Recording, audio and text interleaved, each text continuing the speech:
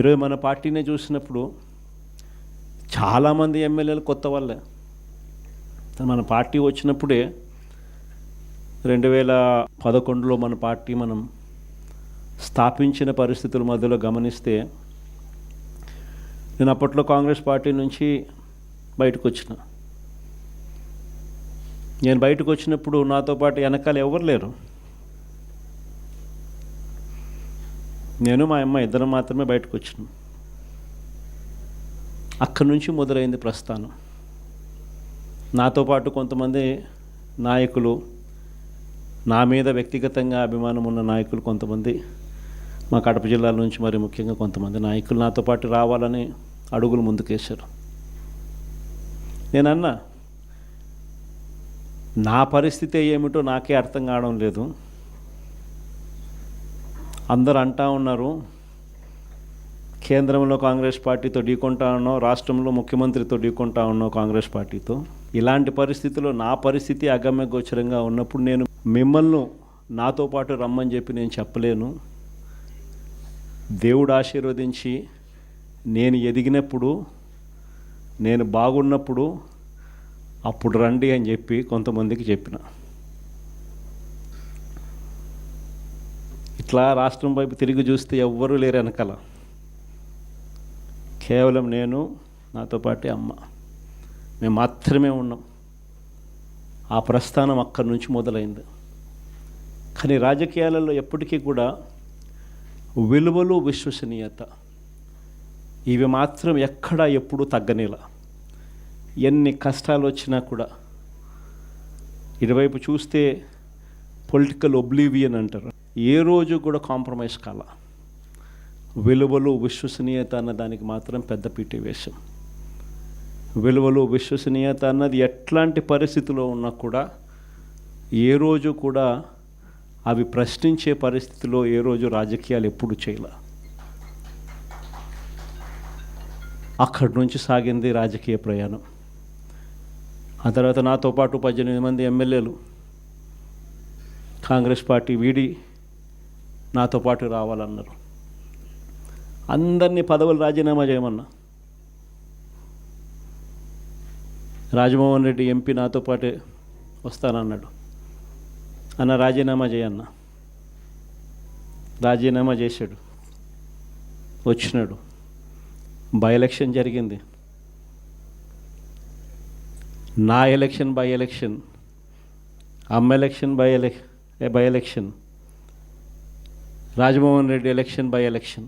నా ఎలక్షన్లో 5,40,000 మెజారిటీ, ఆ 14th లోక్సభలో హయ్యెస్ట్ మెజారిటీ వచ్చింది మీ అన్నకే, జగన్కే. ఆ రోజు మనం ప్రమాణ స్వీకారం చేసేటప్పుడు పార్లమెంట్లో ప్రతి తల్లా కూడా మన వైపు తిరిగి చూస్తుంది. Highest majority in the 14th Lok Sabha. కానీ జీర్ణించుకోలేని పరిస్థితిలో మన మీద అంతే పగబట్టడం కూడా ఆ మెజారిటీని చూసి అనుకోండి, అది వేరే విషయం. ఆ తర్వాత అమ్మ, తర్వాత రాజమోహన్ రెడ్డి కాంగ్రెస్ పార్టీలో ఉన్నప్పుడు పోటీ చేసినప్పుడు వచ్చిన మెజారిటీ కన్నా అంతకన్నా 2 మెజారిటీతో ఆయన గెలిచినాడు. 2.5 లక్షల మెజారిటీతో ఆయన కూడా గెలిచడం జరిగింది. అందువల్ల 18 మంది ఎమ్మెల్యేలు నాతో పాటు అడుగులు ముందుకు వేశారు. 18 మంది ఎమ్మెల్యేలు అప్పట్లో నాతో పాటు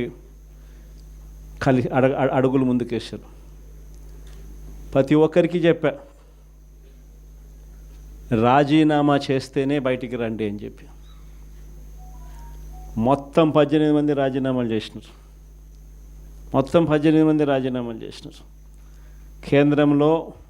కేంద్రంతో వ్యతిరేకంగా పోరాటం, రాష్ట్రంలో రాష్ట్ర ప్రభుత్వానికి వ్యతిరేకంగా పోరాటం. 18 మంది రాజీనామా చేసి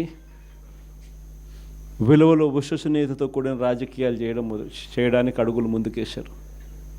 ఎక్కడ కూడా విలువలు, విశ్వసనీయత అన్నది ఎక్కడ కూడా తగ్గల.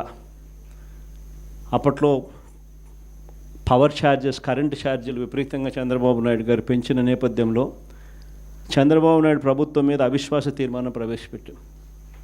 అవిశ్వాస తీర్మానం ప్రవేశపెడితే ఆశ్చర్యం ఏమిటో తెలుసా?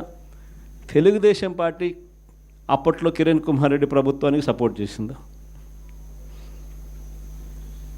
294 స్థానాలకు 148 ఎమ్మెల్యేల స్థానాలు హాఫ్వే మార్క్ అయితే అప్పట్లో చంద్రబాబు నాయుడు సపోర్ట్ చేయడం వల్ల కాంగ్రెస్ పార్టీ బయటపడింది. చంద్రబాబు నాయుడు అండ్ కాంగ్రెస్ ఇద్దరూ కలిసి ఒకటై కుమ్మక్కై రాజకీయాలు చేశారు అప్పట్లో. అలాంటి పరిస్థితుల్లో కూడా ఎక్కడ కూడా ప్రజలు హర్షించే విధంగా విలువలతోనూ విశ్వసనీయతతోనూ కూడిన రాజకీయాలు చేశాం. క్యాన్వాస్ చూస్తే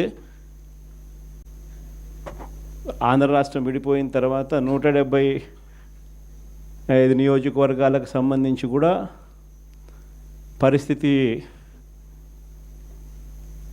క్యాండిడేట్లు అందరూ కొత్త వాళ్ళే.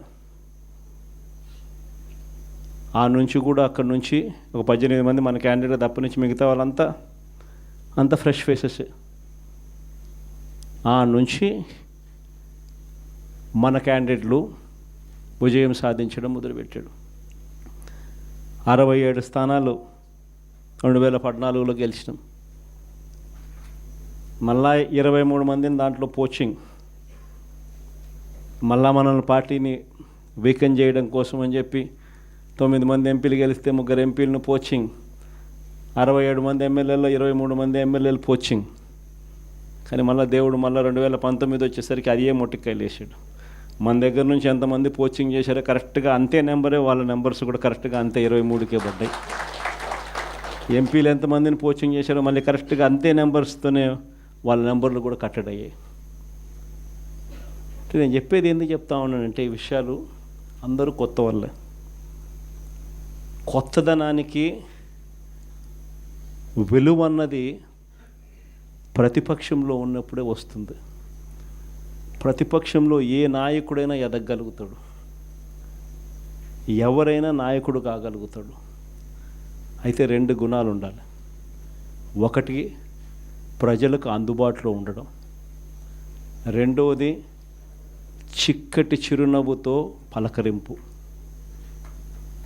2 ఖచ్చితంగా ఉండాలి.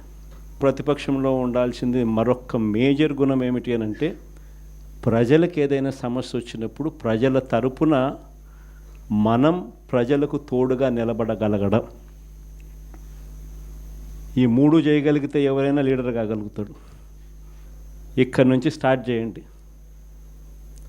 నియోజకవర్గం స్థాయిలో నియోజకవర్గ అధ్యక్షుడిగా ఉన్న ప్రతి ఒక్కరికి నేను చెప్తా ఉన్నా, ఈ రోజు నుంచి స్టార్ట్ చేయండి. మనం ఈరోజు చూసేది యూత్ అధ్యక్షుడిగా, నియోజకవర్గం ఇన్ఛార్జిగా, యూత్ అధ్యక్షుడిగా ఫస్ట్ అడిగే ఇది. మీ చివరి అడుగు ఎమ్మెల్యే కావడం, అది గుర్తుపెట్టుకోండి.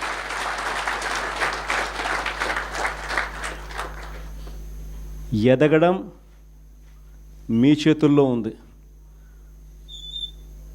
మిమ్మల్ని పెంచడం నా చేతుల్లో ఉంది.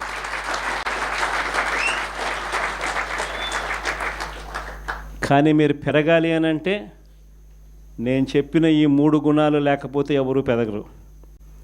ఈ 3 గుణాలు ఉండాలి. ఈ 3 గుణాలను పెంచుకోవాలి.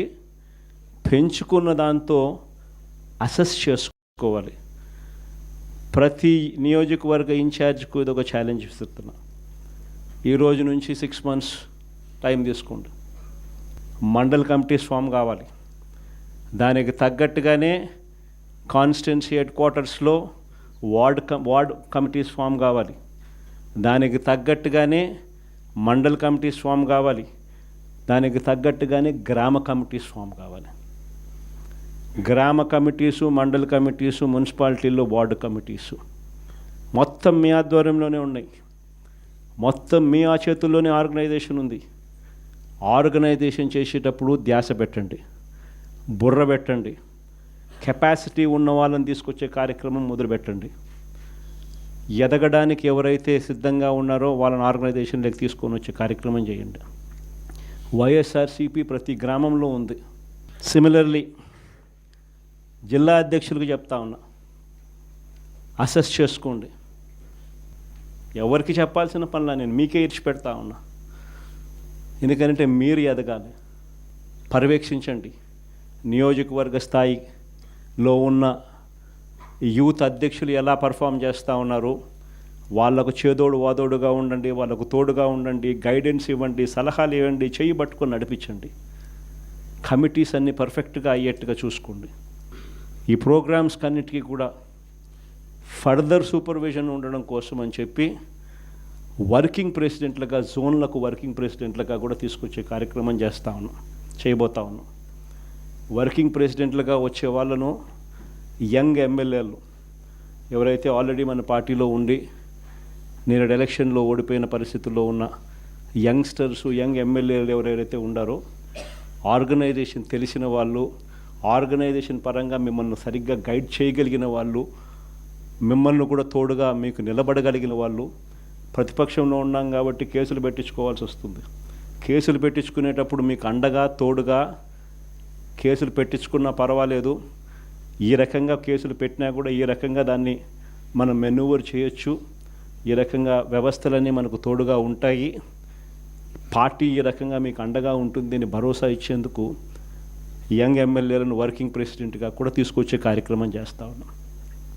సిద్ధార్థ్ కూడా ఒక జోన్కు అదే మాదిరిగా వర్కింగ్ ప్రెసిడెంట్గా ఉంటాడు.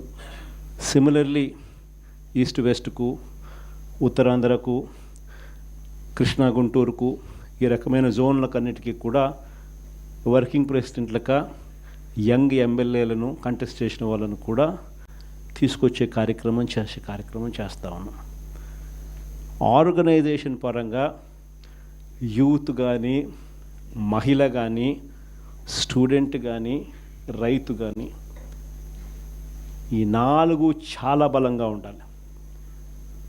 తర్వాత ఎస్సీ ఆర్గనైజేషను, ఎస్టీ ఆర్గనైజేషను, బీసీల ఆర్గనైజేషన్, ఇవన్నీ కూడా ఇవే స్థాయిలో ఇంతే బలంగా తయారు కావాలి. ప్రతిపక్షంలో ఉన్నప్పుడే ఇవన్నీ బలంగా మనం తయారు చేసుకునే వెసులుబాటు మనకు ఉంటుంది. వెసులుబాటులోకి రావాలి. ఆర్గనైజేషన్లో ఉన్న ప్రతి ఒక్కడు సోషల్ మీడియాలో ఆటోమేటిక్లీ ఎంపానల్ కావాలి. సోషల్ మీడియాలో మీ ఫోన్ అన్నది ఈరోజు యుగంలో మీ దగ్గరున్న గన్ను, ఈరోజు యుగంలో, ఈ సోషల్ మీడియా యుగంలో మీ దగ్గరున్న ఏకైక వెపన్, ఏకైక గన్ను మీ ఫోను. ఆర్గనైజేషన్ పరంగా మీరు దాంట్లో ఎంపానల్ అయిపోయి ఉండాలి. మీతో పాటు మీరు క్రియేట్ చేసి ఆర్గనైజేషన్ గ్రామస్థాయి దాకా కూడా ఆ ఆర్గనైజేషన్లో పార్టీ కావాలి.